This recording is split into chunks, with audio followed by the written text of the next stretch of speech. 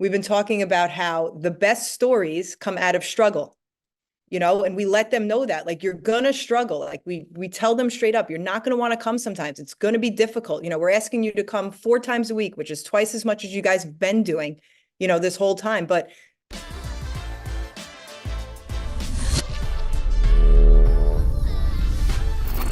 are you looking for a way to drive growth, sales, communication, and retention in your academy? Kovar Systems 6-month Program Director course is designed to help members of your team thrive in the important role of Program Director. With step-by-step training, we will cover a wide range of topics, including prospect follow-up, overcoming objection, and securing enrollments. Our program will teach your team members to effectively communicate the values and benefits of martial arts, which can be a game changer in securing more enrollments at your academy. Our next 6-month course starts on this date. So don't wait and visit our site, www.kovarsystems.com, to get your team enrolled in the upcoming course. Again, that's www.kovarsystems.com. Enroll now and get ready to see some real results in your business. Welcome to the Satori Lifestyle Satori Masters Podcast, the ultimate resource for ambitious, hardworking school owners that want to get their business and their life to the next level. My name is Dave Kovar. I'm a lifetime martial artist, business owner, speaker, and author. My goal is to empower listeners with the knowledge and the tools they need to break through barriers and really get their business and their life to the next level. Thanks for watching and enjoy. Welcome to the Satori Masters Podcast. I'm your host, Dave Kovar, and with me today is Shihan Christine Brink. How are you, ma'am? I'm well. How are you, Hanchi? I'm doing great. So glad to have you on the line here. So Christine Brink is the head instructor at Satori Academy, New Jersey. We're in the process of having like 8 locations. She works with Nancy Walzog, who's an absolute rock star, of course, in her own right. And so we met, it's been what, 12, 13 years now? Is it longer than that? How long I is think it? It's longer than that. Yeah. 2008 or 2009. What? Yes, yeah. That's right. Well, so a little background, you started as a kid at Tiger Schumann's, correct? Correct. So kind of take me through your martial arts journey. Yeah, sure. I was 9 years old. My parents enrolled me and my brother. I never really remembered not wanting to go to class, but it wasn't, it was just an activity that my parents, just kind of made us do. And God bless them for making us get in the car so many times, maybe sometimes when we didn't want to go, and get us out of the pool. Earned my junior black belt, I think when I was 12 years old, and it was still just an activity. And then when I was about 14 or 15, we actually moved right around the corner from the school. Okay. So I could walk there, I could ride my bike. I kind of gave up on the basketball thing. I'd been playing basketball, and, my mom kind of forced me because my dad worked evenings. So like driving everybody where they needed to be was difficult. She's like, you got to pick. I was like, I'll do karate. Like, I'll just stick with that. And being that the school was so close, I would walk there or ride my bike there, started helping out in classes. You know how the teenager thing goes, right? Sure. You find your people. I found my group there, started helping out, started working at the school as I moved up, became the assistant instructor under Sensei Jason Hoffman, who, is still training with us, which is amazing. He's a great guy. And I stayed at Tiger Schulman's until like mid-20s, and then I never took a break from training, but just wanted to see, what else maybe was out there. Took a job at an insurance company for about 3 years, quickly realized that sitting at a desk, I'm not built for that. And Nancy Walzog came to me with this idea about, taking over 2 schools that you had on the East Coast. And that's where we're at now. All right. So, well, just to give the listeners, a quick kind of history, and some of you guys that, that are listening, maybe you've heard some of this before, but in my brother and I were, we were running schools. Life is good. Everything is going well. We had 4 locations by early 2000s, and we didn't have any really ambition beyond, we're just going to see where this goes, or, organic growth. And we were approached by a gentleman that was a venture capitalist that wanted to see a national chain of martial arts schools develop. And after about a year or 2 of negotiation, we signed on the bottom line, and we went from 4 locations to 20 locations. And our model was we'd acquire a school with someone that was really good, and then with that person, we would develop an area. That was in theory what we attempted. So anyway, long story short, we ended up acquiring a school in Staten Island and very quickly opened up 2 more. And it just wasn't working very good. And I had actually met Nancy Walzog at one of Tom Callis's Ultimate Black Belt tests.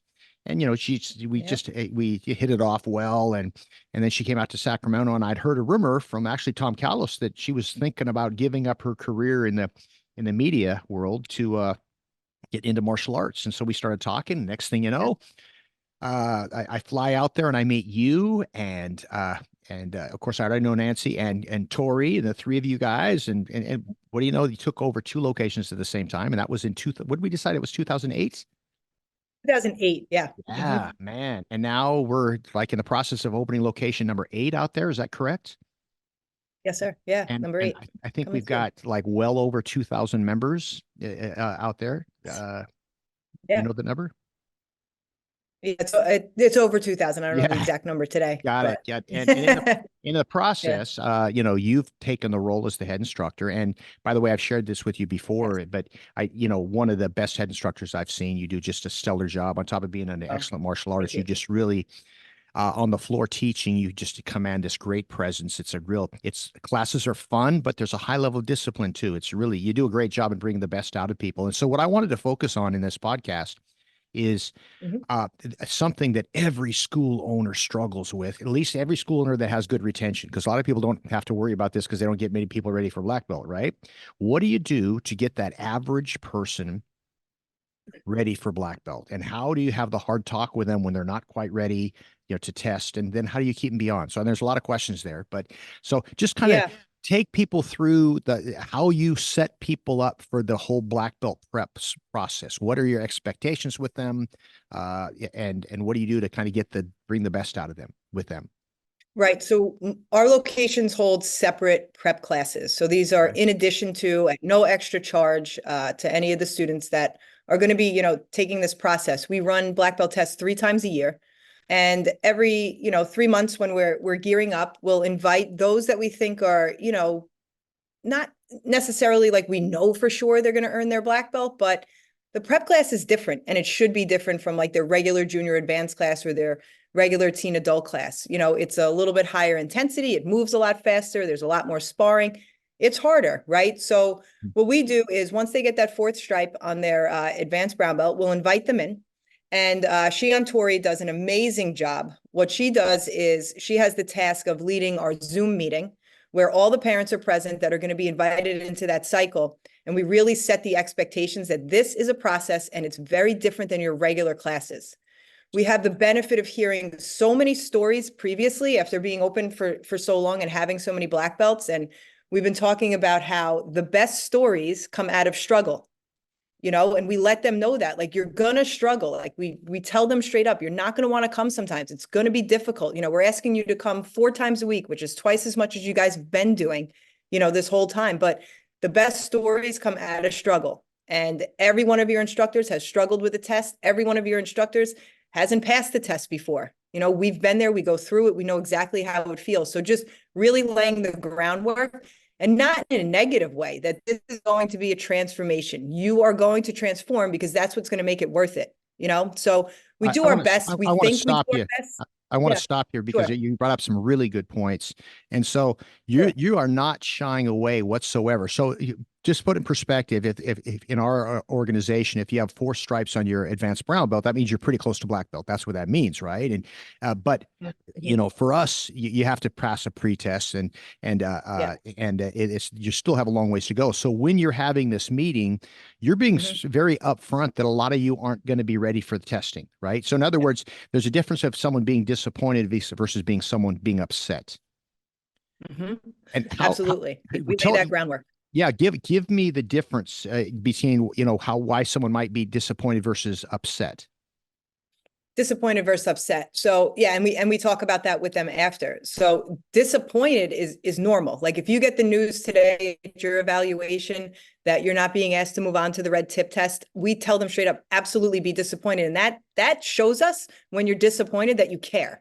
If you just go home and say, I'll just, I'll try next time or I'll try next cycle, it's no big deal. That's not the student and that's not the place that you should be. You should be disappointed. You should want more from yourself. And now you've dipped your toe. Like you kind of get a gauge of what the prep class is about. You kind of get a gauge of where you are and you're able to move forward. Upset would be like upset at us. You didn't prepare us. I didn't know it was going to be like this. And that's what we've had in the past. The expectations are usually a little misaligned between instructor and student. That's when we see people upset. or expectations misaligned between instructors and parents. Yeah. So really, this is an important point, and thanks for, so in other words, there's plenty of times in my career and in your career probably where someone has been rightfully upset because we maybe didn't set them up for success or we didn't explain things thoroughly, right? Correct. Correct. Yes. So go ahead. How might that happen? How might that have happened in the past, to where someone legitimately has a reason to be upset? We didn't communicate with them. So we saw the signs, right? Like the signs were there. Their attendance really wasn't on point. I mean, maybe the effort is in class, but it's just not quite up to par just yet, right? Like there's levels to this. And when you kind of ignore it and you kind of go, we'll see how he does next time. Yep. And you see it again and it doesn't improve, and you sweep it under the rug and you go, maybe he'll get it next time. And then before you know it, it's 6 weeks later and he comes to the test or she comes to the test. They're not performing. It's shown that they're not going to move on to the next test. And now the parent is hearing this for the first time. Yep. That, I'm a parent, that would bug me. This is massive. It's such a lesson. It took forever. We're still learning the lesson, right? But most people are reasonable. Sometimes you can do everything right and still have a knucklehead, but most people, 100%.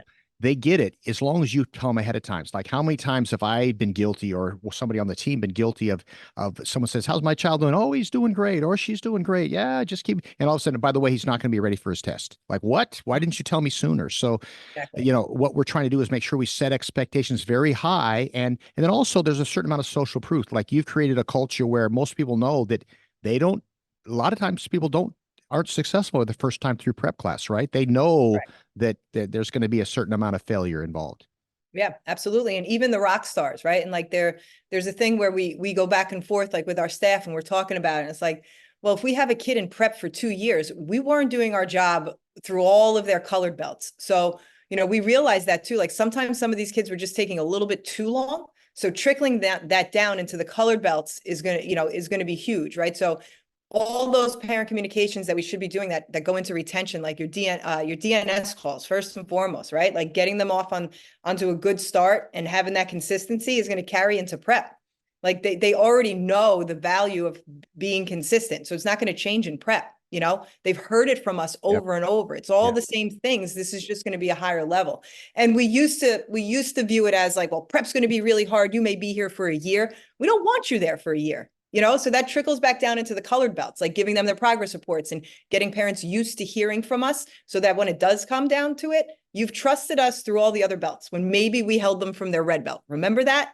When we held them back, look at what happened. This is going to be the same thing. Trust us now, Yeah, so important. And, one of the things that we've known as an industry, and you've seen it and I've seen it, is that like post-COVID parents are a little more transactional. It's like seems like they give up on their kids, or they let their kids give up a little bit easier.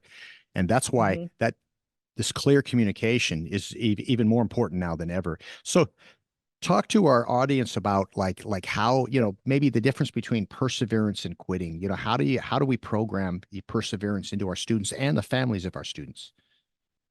Well, we can program it right into the prep class, right? Or a regular class. They already know that it's going to be challenging. But I think where most instructors, myself included, sometimes miss the boat sometimes is honing in on that and making them realize what they just did, right? So sometimes we can teach like that, like butt kicking, sweaty workout. And then it's just like, all right, bow out. Great job, guys. And it's no different than like maybe the class that was a little bit more technical. Like really honoring it, like sitting down when they're sweaty and they're stretching out at the end, and looking at them and saying, who didn't feel like coming today? You see a couple of hands go up in the air. I didn't feel like coming to class either, but how do you guys feel right now? I feel great. Well, it's a miracle, isn't it? Like that's usually how it works. And the more that we can like hone in and remind them and make them feel that and appreciate that, I think that goes a long way, Man, I think it, go ahead. No, go ahead, Hanchi. I was going to say, I couldn't agree with you more. It's like, the thing is that because it's kind of like wisdom comes from experience remembered, right? And what that, and when you're paying attention, you remember stuff more. So the point, what you're doing at the end of the class, all right, I didn't really want to go to class today. I came to class, took me a while to get going, but by the end, I'm fired up, man. I'm sweating. I got my SSL going, smiling, sweating, learning, had a good time. And while people remember things when you have mental clarity, physical energy, and emotional calm. And we're in that state that someone's going to be in after a good class. And now you take a moment and point out, how many guys didn't want to come to class today? You did. How do you feel now? And what happens is, I am mindfully aware of this process. So now, next time I don't want to go to class, I remember how I felt, and I'm more likely to be consistent with it. Absolutely. And the other thing that we try to do is let them know that you may not know it, or sometimes it's very obvious, but you're someone's favorite partner to work with. Like someone like sees your name on the list, or they see you in class, like they realize they see your car in the parking lot, or they know you're here today. Like that's huge, so just at the end of classes and just like letting that person know, hey man, I really appreciated working with you. When are you coming back? So it's not always coming from us. Like I know our instructors, and I'm sure your instructors do that great job too, but having that accountability, like, and those little clicks are really important. So it's one of the things that Satori Academy in New Jersey does so well is, and this is pretty much, at all the locations, there's such a strong bond. Like last Friday, I was out there and there was a TNT workshop, and when we got done and I led it, you weren't, you were not involved that night. You had other things going on, and anyway, and afterwards, of course, Nancy Walzog had pizza brought in for the kids, and they stuck around for 20 minutes, a half an hour. Everybody's just socializing. I'm looking around, and they were mostly teenagers in this group, and I'm looking around and go, this is their tribe, this is their place, and this, watching them interact with each other, this is what's going to keep them going. So I know you guys do this consciously, but what kind of things are you doing to encourage socialization and really develop that bond amongst students? Yeah, so with the TNT, it's important that they're socializing outside of just like what we're going to be teaching, and like outside of it being like, business. On almost every TNT we have at a location, we'll try to involve them kind of like little hangout afterwards. And it's usually just something simple like pizza, but teenagers don't get tired of that. Yep. We'll go bowling. We'll do, different activities. We'll do the movies sometimes. We'll bring in like video games where they can hang out. So it's like a higher level parent night out for them. And they want to be there for their friends. Like I was talking about before, like when I got my start, when I moved around the corner to the school, if I didn't have Mike Farish, my friend there, I don't know if I would have shown up as much. Yep. I have no idea. I loved training, but I liked hanging out with him. We had similar interests outside of karate too, and we loved being there. So we got to hang out, So, just any events that like speak to you, and you have to want to do the events too. Otherwise, it comes off a little bit inauthentic. Absolutely. So if you don't want to stay for pizza, you're probably not the person to stay for the pizza, like you want to, watch that and see them have their clicks and stuff. Yeah, it's interesting how a lot of stuff has evolved. Like, back in the day, there was very few kids. And of course, you've heard me tell the story a million times. And then Karate Kid came out and kids came. And then forever, there was no teens in the schools. And I remember I would tell people, yeah, teens not your market. The only teens we had were like kids that started when they're 8 and they're still there. But now I see the teens as a massive part of our market. And I don't know if it's because of Cobra Kai or what, but there just seems to be a lot more teens. And I think it's such an important age because people are trying to figure out who they are, right? And what's their identity, and we're giving them a chance to be with a group of people in an environment that's cool, but it's not, hey, let's go break into cars and smoke cigarettes. Cool. This is like, kick and punch hard, get in good shape, but be respectful and good. Yeah. Absolutely. Yeah. So it's like I had a kind of not an epiphany, because I've had this epiphany 100 times, but I was teaching a class a couple weeks ago at our headquarters school, and my office is upstairs, and I went upstairs to grab something. I came down. It's a 6 o'clock class that I teach once a month for all like non-employee 3rd degree and above, people that just been around forever, right? That I meet with, but I come down the stairs and there's 10 or 11 young, they're 12 to 15-year-olds hanging out in the hall, waiting for their class. It's going to start in 15 minutes, just bantering back and forth, having a time, and kind of, hey, Mr. Kovar, joking back and forth. And I couldn't help but notice that a lot of these guys, my feeling is that maybe they don't always fit in other places. Maybe they're not the athlete. Maybe they're not the nerd, but this is their place to fit in, and how important that is for kids to have a place like that. I had a similar experience. It was a manufactured experience. We did an advanced class that I do every Wednesday night in Edison. Edison's one of the older schools, so they have the most advanced ranks, like you were just talking about. And it's mixture now. Like some of them are like 15, 16, 17 second degrees, and it was the same thing. We just had a great class. We're sitting down, like I talked about, and they're stretching out. And instead of me leading the mat chat, I was just like, oh, there's maybe like 10 people in class. I was like, let's go around the room really quick. Why are you guys still here? Like, what brings you guys back? You guys have been all training like 10 years plus. What's bringing you back? And I got senior people in there like Carlo and Jim, and they're giving their answers. And 17-year-old Aiden, who definitely is, like you said, they're a little bit socially awkward, and this is, their outlet. Very simple answer that summed it all up. He just goes, people get me here. Yep. That was it. Yep. Yeah. I was so like, important. yeah, you're absolutely right. People get me here. Yeah. It's like, all right, man. Like, it's a good reminder. Yeah, it is. And it's kind of like we have to remember that, that our ability to keep students is that we got to make them feel part of the tribe and make them feel appreciated. And at the same time, challenge them, right? It's not easy, 100%. but if we can do that, good stuff will happen. So what advice would you give a school owner who is struggling to first off, maybe grow any aspect of it, especially like they're keeping their advanced students longer and growing their team of black belts? What advice would you give them?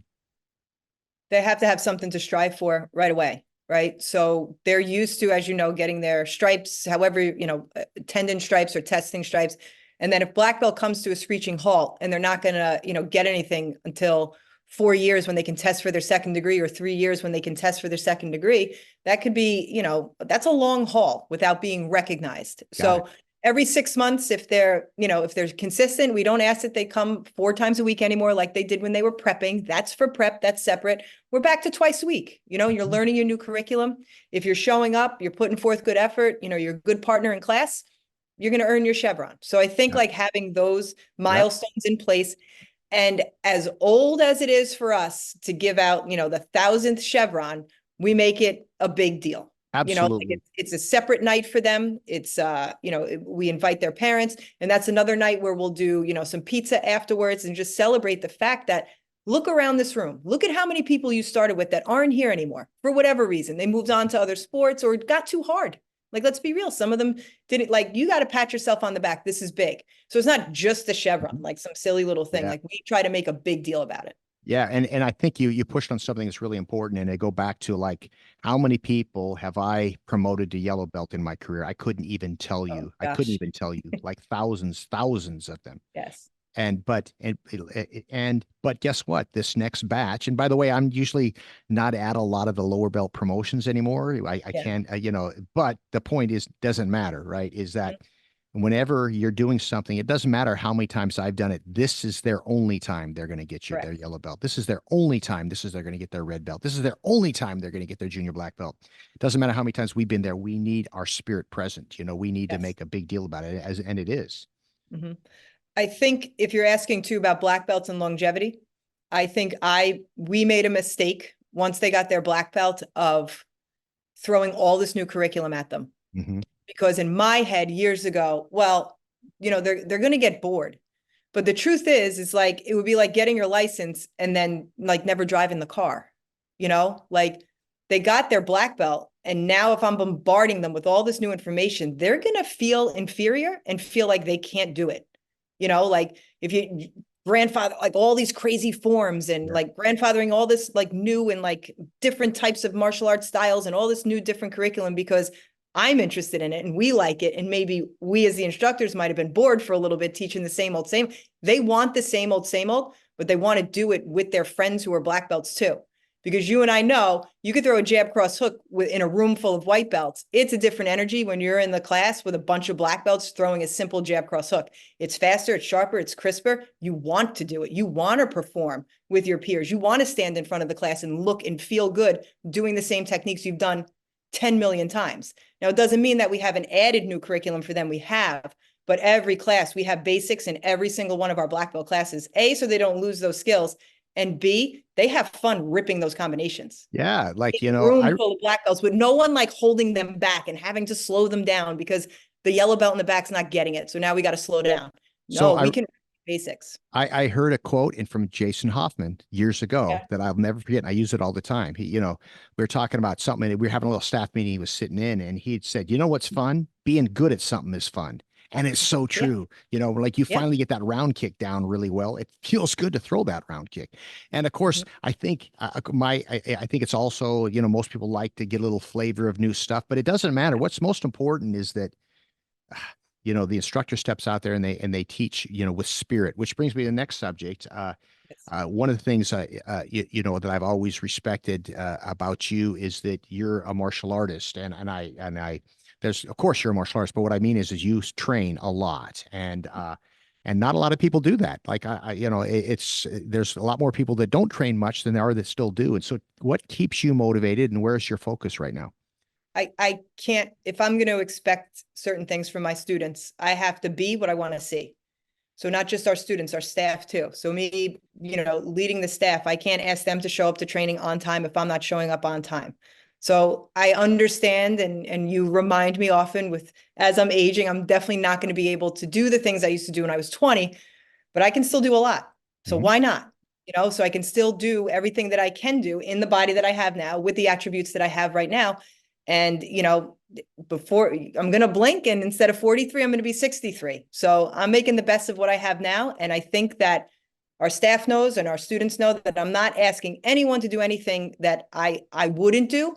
And I really like, you know, I don't like saying, oh, well, I used to. Back Right. when I used to train, I I get it. hear that. No, Mhm. like when I trained this morning, like, you know, so you can't get over on me that this is her, or I'm not gonna, I get No, it. You know, I want to be in the trenches too. You know, I think yeah, it's important. I think it's and I think it's such an important point, and is that you know, and it also I think it's one of the X factors that makes you an extra good teacher is that when you're a martial artist, you kind of like how many times have I been to a seminar or been to a class and I learned some little tip on a technique, I learned some cool new movement.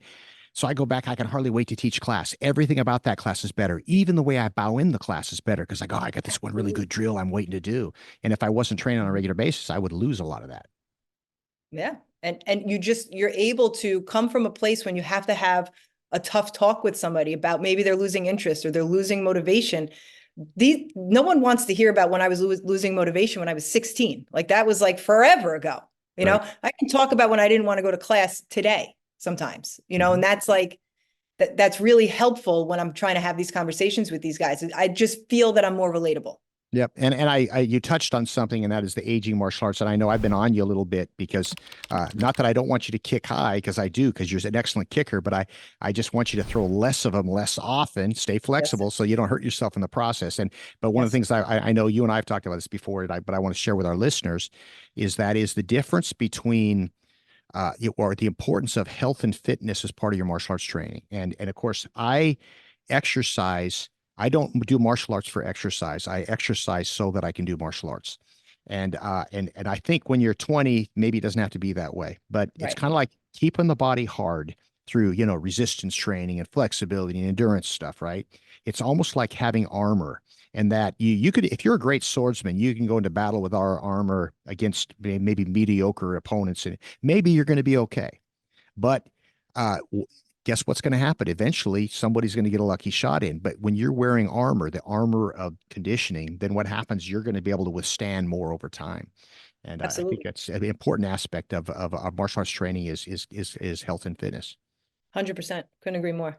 Yep. And Good. Go you've ahead. helped me tremendously with that outlook. And I know sometimes in our meetings when we talk about, you know, goals and things and, you know, for your health and fitness, one of the things in one of our meetings a while ago that I've tried to stay really consistent in that is helping me is I built like a small little program that I can do in 2 minutes. It's not a workout. It doesn't get my heart rate up. It doesn't even make me sweat, but I do it every day. And it's 5 push-ups, 10 Supermans, 15 crunches, 10 calf raises, 5 squats. I stand on one foot for 10 seconds and I stand on the other foot for 10 seconds. Because when I can do that, or if I can do that when I'm 73, if I'm doing it every day, right, starting now, and it's not strenuous or hard, but when I'm 73, that's going to be pretty darn good for a 73-year-old. But if I wait till I'm 73, I'm probably I not going to be looking like that, I you love know? it. And just the caveat for listeners, that's something you do every day. You still do other stuff. You're not doing just Absolutely. It's that, not the but that's workout. something you don't miss. Yeah. It's routine. I tell you what, it's such an important thing. It's kind of like if I want to But to be able to do a cartwheel when I'm 70, guess what? I got to do a cartwheel every day, and then I'll be able to do one when I'm 70. That's the mindset of it. So, It's so I think the idea of a short routine, like what you're talking about, is so overlooked, but so valuable that anyway, I would just encourage you to kind of stick to it without a doubt. thank you. Good. Thank you. All right. Well, any other words of wisdom to school owners and martial artists out there that you can think of before we wrap this? Yeah, I think always be reinventing your classes. Parents are changing, kids are changing, attention spans, be up on the times with that. Seek feedback from your instructors, seek feedback. It hurts sometimes, but put out surveys, see what's working, see what's not working. Nothing is written in stone. You always have to be, changing with the times, I guess. And, but keeping those traditional values there of hard work and perseverance, like we talked about. Oh man, it's such great advice. It's like you gotta, if you don't stay relevant, you're